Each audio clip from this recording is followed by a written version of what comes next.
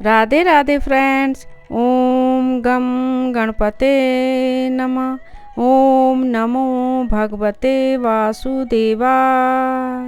आज हम श्रीमद् भगवत गीता 13वां अध्याय क्षेत्रज्ञ विभाग योग का महात्म्य का वर्णन करने जा रहे हैं।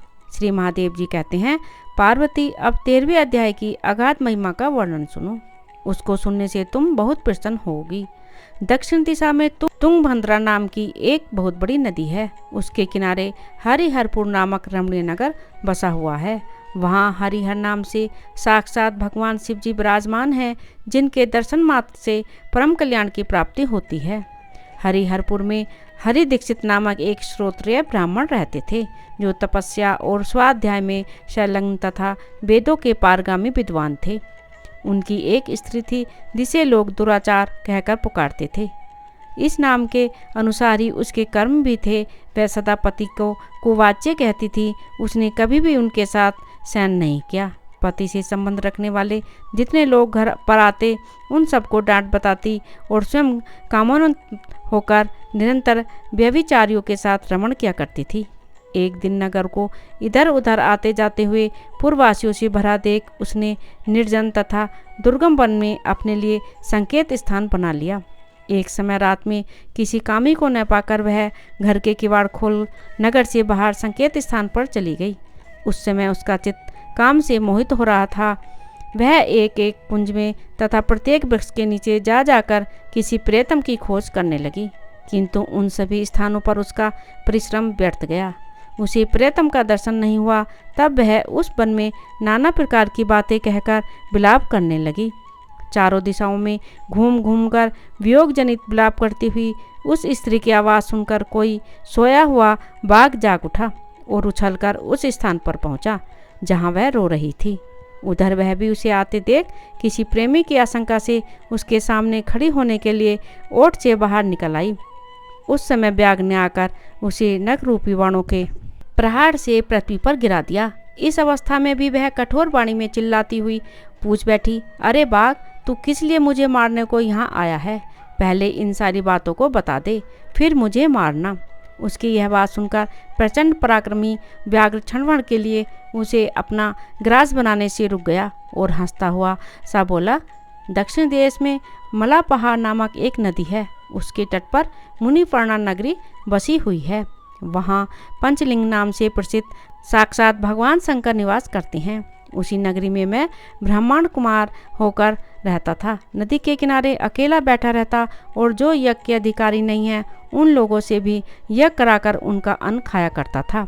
इतना ही नहीं, धन के लोभ से मैं सदा अपने वेद पाठ के फल को भी बेचा करता था। मेरा लोभ यहाँ तक बढ़ गया था कि अन्य भिक्षुओं को गालियाँ देकर हटा देता और स्वयं दूसरों को नहीं देने योग्य धन भी बिना दिए ही हमेशा ले लिया करता था। ऋण लेने के बहाने मैं सब लोगों को छला करता था। तदंतर कुछ काल व्यतीत होने पर मैं बूढ़ा हुआ। मेरे बाल सफ़ेद हो गए, आंखों से सूझता न था और मुंह के सारे दांत गिर गए। इतने पर भी मेरी दान लेने की आदत नहीं छूटी। पर्व आने पर प्रतिग्रह के लोभ से मैं हाथ में कुछ लिए तीर्थ के समीप चला जाया करता था। तत्पश्चात जब मेरे सारे अंग शिथिल हो गए, तब एक बार मैं कुछ धूर्त ब्राह्मणों के घर पर मांगने खाने के लिए गया। उसी समय मेरे पैर में कुत्ते ने काट लिया। तब मैं मूर्छित होकर क्षण भर में पृथ्वी पर गिर पड़ा। मेरे प्राण निकल गए। उसके बाद मैं इसी व्याघ्र योनि में उत्पन्न हुआ। तब से इस दुर्गम वन में रहता हूँ तथा अपने पूर्व पापों को याद करके कभी भी धर्मिष्ठ महात्मा, यति, साधु, पुरुष तथा सती स्त्रियों को मैं नहीं खाता।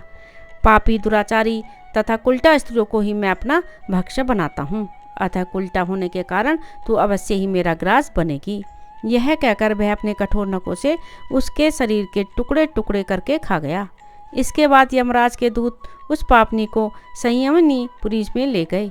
वहाँ यमराज की आज्ञा से उन्होंने अनेकों बार उसे विष्ठा, मूत्र और रक्त से भरे हुए भयानक कुंडों में गिराया। करोड़ों कल्पों तक उसमें रखने के बाद उसे वहाँ से ले जाकर 100 मनवंतरों तक नौरक नरक में रखा। फिर चारों ओर मुंह करके दीन भाव से रोती हुई उस पापिनी को वहाँ से खींचकर दहनानंद नामक नरक में गिराया।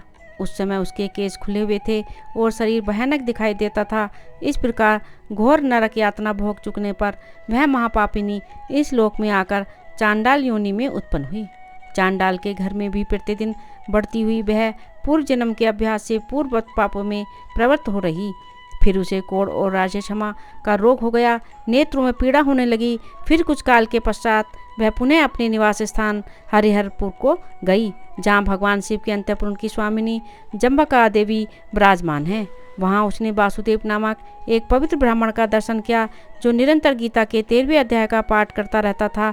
उसके मुख से गीता का पाठ सुनते ही वह चांडाल शरीर से मुक्त हो गई और दिव्य देह धारण करके स्वर्लोक में चली गई। राधे राधे। ओम नमो भगवते वासुदेवाय। मेरे इस चैनल को ज़्यादा से ज़्यादा सब्सक्राइब करें, लाइक करें और शेयर करें।